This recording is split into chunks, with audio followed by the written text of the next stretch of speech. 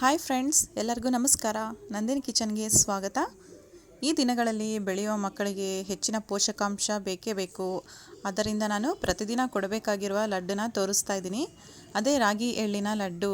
ಬೆಳೆಯುವ ಮಕ್ಕಳಿಗೆ ಅಲ್ಲ, ಇದು ಚಿಕ್ಕವರಿಂದ ದೊಡ್ಡವರು ಸಹ ಇದನ್ನು ತಗೋಬಹುದು. ಹಾಗಾದರೆ ಈ ರೆಸಿಪಿನ ಹೇಗೆ ಮಾಡ್ಕೊಳ್ಳೋದು ಅಂತ ತೋರಿಸ್ಕೊಡ್ತೀನಿ. ಮೊದಲಿಗೆ ನಾನು ಅರ್ಧ ಬಟ್ಲು ಒಣ ಕೊಬ್ಬರಿನ ತೊಗೊಳ್ತಾ ಇದ್ದೀನಿ. ಇದನ್ನು ಚಿಕ್ಕದಾಗಿ ನಾವು ಪೀಸ್ ಮಾಡಿಕೊಂಡು ಕಟ್ ಮಾಡ್ಕೊಂಡು ಇಟ್ಕೋಬೇಕು.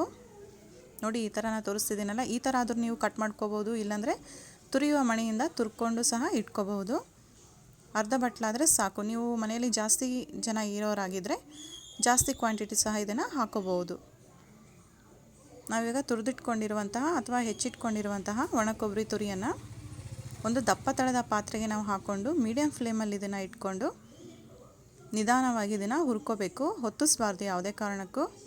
ಹೊತ್ತಿಸಿದ್ರೆ ಟೇಸ್ಟ್ ಅಷ್ಟು ಚೆನ್ನಾಗಿರೋದಿಲ್ಲ. ನೋಡಿ, ಒಂದು 5 ನಿಮಿಷ ಇದನ್ನು ಹುರ್ಕೊಂಡ್ರೆ ಸಾಕು. ಇದನ್ನ ಒಂದು ಪ್ಲೇಟಿಗೆ ತೆಗೆದಿಟ್ಕೊಳ್ಳೋಣ. ಮತ್ತು ಅದೇ ಬಾಣಲಿಗೆ ನಾನು 1 ಕಪ್ ಬಿಳಿ ಎಳ್ಳನ್ನು ತೊಗೊಳ್ತಾ ಇದ್ದೀನಿ. ಇದನ್ನು ಸಹ ನಾವು ಬಾಣಲಿಗೆ ಹಾಕ್ಕೊಂಡು ಮೀಡಿಯಮ್ ಫ್ಲೇಮ್ ಇಟ್ಕೊಂಡು ನಾವು ಇದನ್ನು ನಿಧಾನವಾಗಿ ಹುರ್ಕೋಬೇಕು. ಯಾವುದೇ ಕಾರಣಕ್ಕೂ ಹೈ ಫ್ಲೇಮಲ್ಲಿ ಇಟ್ಕೊಂಡು ಹೊತ್ತಿಸ್ಕೋಬಾರ್ದು.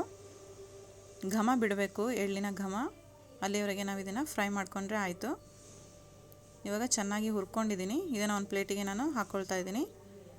ಅದರಲ್ಲೇ ಬಿಟ್ಕೊಂಡ್ರೆ ಹೊತ್ತೋಗೋ ಚಾನ್ಸಸ್ ಇರುತ್ತೆ. ಬೇಗ ತಕ್ಕೊಂಡು ಇಟ್ಕೋಬೇಕು ಒಂದು ಪ್ಲೇಟಲ್ಲಿ. ಇವಾಗ ಅದೇ ಬಾಣಲೆಗೆ ನಾನು 2 ಟೇಬಲ್ ಸ್ಪೂನ್ ತುಪ್ಪವನ್ನು ಹಾಕ್ಕೊಳ್ತಾ ಇದ್ದೀನಿ. ತುಪ್ಪ ಹಾಕ್ಕೊಂಡ್ಮೇಲೆ ಗೋಡಂಬಿನ ಹಾಕ್ಕೊಳ್ತಾ ಇದ್ದೀನಿ. ಗೋಡಂಬಿ ಹಾಕ್ಕೊಂಡು ನಾವು ಮೀಡಿಯಮ್ ಫ್ಲೇಮಲ್ಲಿ ಇಟ್ಕೊಂಡು ಇದನ್ನು ಹೊಂಬಣ್ಣ ಬರುವವರೆಗೆ ಇದನ್ನು ಹುರ್ಕೋಬೇಕಾಗುತ್ತೆ. ಇವಾಗ ಒಂದು ಬೌಲಲ್ಲಿ ನಾನು ತೆಗೆದಿಟ್ಕೊಳ್ತಾ ಇದ್ದೀನಿ ಗೋಡಂಬಿಯನ್ನು. ನೋಡ್ತಿದ್ರಲ್ಲ, ಇಷ್ಟು ಕಲರ್ ಚೇಂಜ್ ಆದರೆ ಸಾಕು. ನಾವು ಯಾವ ಕಪ್ಪಲ್ಲಿ ನಾವು ಎಳ್ಳನ್ನು ತೊಗೊಂಡಿರ್ತೀವ ಅದೇ ಕಪ್ಪಿಂದ ನಾವು 2 ಕಪ್ ರಾಗಿ ಹಿಟ್ಟನ್ನು ಅದೇ ತುಪ್ಪದಲ್ಲಿ ಹಾಕ್ಕೊಂಡು ಮೀಡಿಯಮ್ ಫ್ಲೇಮಲ್ಲಿ ಇಟ್ಕೊಂಡು ಹುರ್ಕೊಳ್ತಾ ಇದ್ದೀನಿ. ಯಾವುದೇ ಕಾರಣಕ್ಕೂ ಹೈ ಫ್ಲೇಮಲ್ಲಿ ಇಟ್ಕೊಂಡು ಇದನ್ನು ಹುರ್ಕೊಳ್ಳೇಬಾರ್ದು. ಬೆಳೆಯುವ ಮಕ್ಕಳಿಗೆ ಮತ್ತು ಋತುಮತೆಯಾಗಿರುವ ಹೆಣ್ಣು ಮಕ್ಕಳಿಗೆ ಅಥವಾ ಆಫ್ಟರ್ ಡೆಲಿವರಿ ಆದಮೇಲೆ ಕ್ಯಾಲ್ಶಿಯಂ ಮತ್ತು ಐರನ್ ಹೆಚ್ಚಾಗಿರುವ ಪದಾರ್ಥಗಳು ತೆಗೆದುಕೊಳ್ಳುವುದರಿಂದ ಬೋನ್ಸ್ ಸ್ಟ್ರಾಂಗ್ ಆಗುತ್ತೆ. ಆವಾಗ ಯಾವುದೇ ರೀತಿಯ ನೋವುಗಳು ಬರೋದಿಲ್ಲ. ರಾಗಿಯಲ್ಲಿ ಐರನ್ ಅಂಶ ಜಾಸ್ತಿ ಇರುತ್ತೆ. ಅನಿಮಿಯದಿಂದ ಬಳಲುತ್ತಿರೋರು ಸಹ ಈ ಲಡ್ಡನ್ನು ದಿನನಿತ್ಯವಾಗಿ ನಾವು ಇದನ್ನು ಸೇವಿಸ್ಕೊಳ್ಳೋದ್ರಿಂದ ಅವರಲ್ಲಿರುವ ರಕ್ತ ಕಣಗಳು ಜಾಸ್ತಿ ಆಗ್ತವೆ. ಎಳ್ಳಿನಲ್ಲಿಯೂ ಸಹ ಕ್ಯಾಲ್ಶಿಯಂ ಮತ್ತು ಫೈಬರ್ ಅಂಶ ಹೆಚ್ಚಾಗಿದೆ. ಎಳ್ಳನ್ನು ನಾವು ದಿನನಿತ್ಯ ಸೇವಿಸುವುದರಿಂದ ಮೂಳೆಗಳು ಸಹ ಗಟ್ಟಿಯಾಗುವುದಲ್ಲದೆ ನಮ್ಮ ಚರ್ಮದ ಸಮಸ್ಯೆ ಮತ್ತು ಕೂದಲ ಬೆಳವಣಿಗೆ ಇದು ಸಹಕಾರಿಯಾಗಿದೆ. ಇವಾಗ ಒಲೆ ಆಫ್ ಮಾಡಿ ಇದನ್ನು ತಣ್ಣಗಾಗಲು ಬಿಡೋಣ. ಈಗ ನಾವು ಹುರಿದಿಟ್ಕೊಂಡಿದ್ದೀವಲ್ಲ ಒಣ ಕೊಬ್ಬರಿ ತುರಿಯನ್ನು, ಇದಕ್ಕೆ ನಾನು 2 ಏಲಕ್ಕಿಯನ್ನು ಹಾಕ್ಕೊಂಡು ಚೆನ್ನಾಗಿ ಮಿಕ್ಸಿ ಮಾಡ್ಕೊಳ್ತಾ ಇದ್ದೀನಿ. ಪುಡಿಯಾಗಿ ನೋಡಿ, ಈ ಥರ ಪುಡಿ ಮಾಡಿಕೊಂಡು ಇಟ್ಕೊಳ್ತಾ ಇದ್ದೀನಿ. ಇವಾಗ ರಾಗಿ ಹುರ್ಕೊಂಡು ಇಟ್ಕೊಂಡಿದ್ದೀವಲ್ಲ, ಅದಕ್ಕೆ ನಾವು ಇದನ್ನು ಹಾಕ್ಕೋಬೇಕು, ಒಣ ಕೊಬ್ಬರಿ ತುರಿಯನ್ನು. ಮತ್ತು ಎಳ್ಳನ್ನು ಸಹ ನಾವು ಮಿಕ್ಸಿ ಜಾರ್ಗೆ ಹಾಕ್ಕೊಂಡು ತರಿಯಾಗಿ ಇದನ್ನು ನಾವು ಮಿಕ್ಸಿ ಮಾಡ್ಕೋಬೇಕು. ಜಾಸ್ತಿ ನೈಸಾಗಿ ಮಿಕ್ಸಿ ಮಾಡಿಕೊಂಡ್ರೆ ಇದರಲ್ಲಿರುವ ಎಣ್ಣೆ ಅಂಶ, ಜಿಡ್ಡಿನ ಅಂಶ ಜಾಸ್ತಿ ಬಿಟ್ಕೊಳ್ಳುತ್ತೆ. ತಿನ್ನಲಿಕ್ಕೂ ಸಹ ಅಷ್ಟು ಚೆನ್ನಾಗಿರೋದಿಲ್ಲ. ಹಾಗಾಗಿ ತರಿಯಾಗಿ ನಾವು ರುಬ್ಬಿಟ್ಕೊಂಡು ರಾಗಿ ಮಿಶ್ರಣಕ್ಕೆ ಹಾಕ್ಕೊಂಡು ಇದನ್ನು 3 ಪದಾರ್ಥಗಳನ್ನು ಚೆನ್ನಾಗಿ ಮಿಕ್ಸ್ ಮಾಡ್ಕೊಂಡು ಇಟ್ಕೋಬೇಕು. ಯಾವ ಅಳತೆಯಲ್ಲಿ ನಾವು ರಾಗಿ ಹಿಟ್ಟನ್ನು ತೊಗೊಂಡಿರ್ತೀವಲ್ಲ ಅದೇ ಬೌಲಲ್ಲಿ ನಾವು ಬೆಲ್ಲವನ್ನು ತುರ್ಕೊಂಡು ಆ ಮೆಜರ್ಮೆಂಟಲ್ಲಿ ನಾವು ಹಾಕ್ಕೋಬೇಕಾಗುತ್ತೆ ಒಂದು ಬೋಗಣಿಗೆ. ನೀವು ಸಿಹಿ ಜಾಸ್ತಿ ತಿನ್ನೋರಾಗಿದ್ದರೆ ಇನ್ನೂ ಒಂದು 2 ಸ್ಪೂನ್ ಜಾಸ್ತಿ ಹಾಕ್ಕೋಬೋದು. ಇದಕ್ಕೆ ಅರ್ಧ ಗ್ಲಾಸ್ ನೀರನ್ನು ಹಾಕ್ಕೊಳ್ತಾ ಇದ್ದೀನಿ. ನೋಡಿ, ಈ ಗ್ಲಾಸಿಂದ ನಾನು ಅರ್ಧ ಗ್ಲಾಸ್ ನೀರನ್ನು ಹಾಕ್ಕೊಂಡು ಬೆಲ್ಲವನ್ನು ಮೊದಲಿಗೆ ಕರಗಿಸ್ಕೋಬೇಕು. ಇದನ್ನು ಸಹ ನಾವು ಮೀಡಿಯಮ್ ಫ್ಲೇಮಲ್ಲಿ ಇಟ್ಕೊಂಡೆ ಈ ಪ್ರೊಸೀಜರ್ನ ಮಾಡ್ಕೋಬೇಕಾಗುತ್ತೆ. ಬೆಲ್ಲ ಚೆನ್ನಾಗಿ ಕರಗಿದೆ. ಇದನ್ನು ನಾವು ಒಂದೆಡೆ ಪಾಕ ಬರುವವರೆಗೆ ಇದನ್ನು ನಾವು ಕುದಿಸ್ಕೋಬೇಕು. ಲಡ್ಡು ಕಟ್ಟಲಿಕ್ಕೆ ನಮಗೆ ಒಂದೆಡೆ ಪಾಕ ಬೇಕು.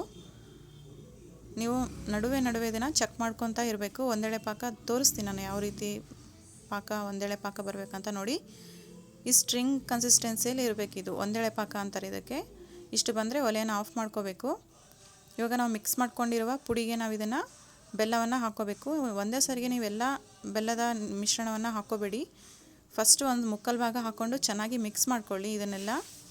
ಆಮೇಲೆ ಬೇಕಿದ್ದರೆ ಮತ್ತೆ ನೀವು ಇದನ್ನು ಮಿಕ್ಸ್ ಮಾಡ್ಕೋಬಹುದು. ನೋಡಿ, ನಾನು ಮೊದಲಿಗೆ ಎಷ್ಟು ಹಾಕ್ಕೊಂಡಿದ್ನಲ್ಲ ಬೆಲ್ಲದ ಪಾಕ ಅಷ್ಟೇ ನನಗೆ ಸರಿಯಾಗಿ ಆಗಿದೆ. ಇನ್ನೊಂದು ಸ್ವಲ್ಪ ಉಳಿದಿದೆ ನನಗೆ. ಹಾಕ್ಕೊಂಡ್ಮೇಲೆ ಇದನ್ನು ಚೆನ್ನಾಗಿ ಕಲಿಸ್ಕೋಬೇಕು, ಹಿಟ್ಟನ್ನು ಮತ್ತು ಬೆಲ್ಲದ ಪಾಕವನ್ನು. ನೋಡಿ, ಇವಾಗೆಲ್ಲ ಚೆನ್ನಾಗಿ ಮಿಶ್ರಣ ಆಗಿದೆ. ಇದನ್ನು ನಾವೀಗ ಉಂಡೆಯನ್ನು ಕಟ್ಕೊಳ್ಳೋಣ. ತುಂಬ ಈಸಿಯಾಗಿ ಉಂಡೆ ಕಟ್ಕೋಬೋದು, ಯಾವುದೇ ರೀತಿಯ ಕಷ್ಟ ಆಗೋದಿಲ್ಲ. ಇವಾಗ ಬಿಸಿ ಇರೋದ್ರಿಂದ ಸ್ವಲ್ಪ ಮೆತ್ತಗಿರುತ್ತೆ, ಆರಿದ ಮೇಲೆ ಚೆನ್ನಾಗಿ ಇದು ಸ್ಟಿಫಾಗಿ ಕೂಡುತ್ತೆ. ಇದಕ್ಕೆ ನಾವು ಕರೆದಿಟ್ಕೊಂಡಿರುವಂತಹ ಗೋಡಂಬಿಯನ್ನು ಹಾಕ್ಕೊಂಡು ಗಟ್ಟಿಯಾಗಿ ಕಟ್ಟಿದನ್ನು ಉಂಡೆಗಳನ್ನು ಮಾಡ್ಕೊಂಡಿರೋ ಉಂಡೆಗಳನ್ನು ಒಂದು ಪ್ಲೇಟಿಗೆ ಸರ್ವ್ ಮಾಡ್ಕೊಳ್ಳೋಣ.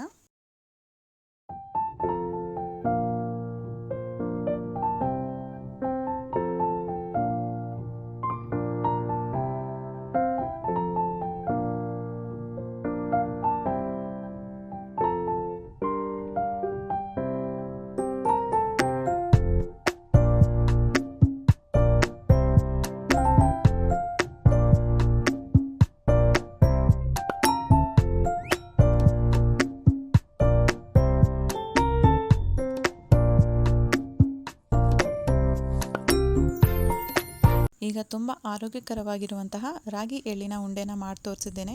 ತುಂಬ ಸುಲಭದಲ್ಲಿ ಮತ್ತು ಆರೋಗ್ಯಕರವಾಗಿರುವಂತಹ ಈ ರಾಗಿ ಲಡ್ಡುನ ನೀವು ಮನೆಯಲ್ಲಿ ಟ್ರೈ ಮಾಡಿದ ಮೇಲೆ ಹೇಗೆ ಅನ್ನಿಸ್ತು ಅಂತ ನನ್ನ ಕಮೆಂಟ್ಸ್ ಮೂಲಕ ತಿಳಿಸಿ. ಈ ಹೆಲ್ತಿ ರೆಸಿಪಿ ನಿಮಗೆ ಇಷ್ಟ ಆದರೆ ಒಂದು ಲೈಕ್ ಮಾಡಿ, ಶೇರ್ ಮಾಡಿ ಮತ್ತು ಕಮೆಂಟ್ಸ್ ಮಾಡಿ. ಯಾರೆಲ್ಲ ಹೊಸದಾಗಿ ನೋಡ್ತಿದ್ದೀರಾ ಸಬ್ಸ್ಕ್ರೈಬ್ ಮಾಡ್ಕೊಳ್ಳಿ. Thank you for watching.